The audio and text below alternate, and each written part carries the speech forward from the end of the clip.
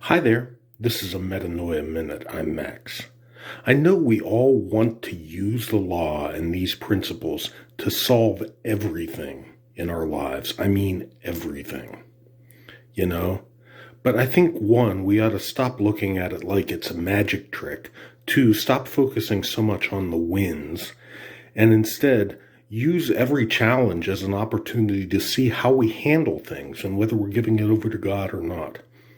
Neville told about how his sink was clogged one time, and he heard an ad for liquid plumber. And he went and bought liquid plumber, and the liquid plumber ate away his pipes. He ended up calling a plumber. You know, if Neville bought liquid plumber and then called a plumber instead of sitting there and doing a session trying to solve his plumbing problems, I think we can be excused for slipping a little sometimes. Thanks for watching.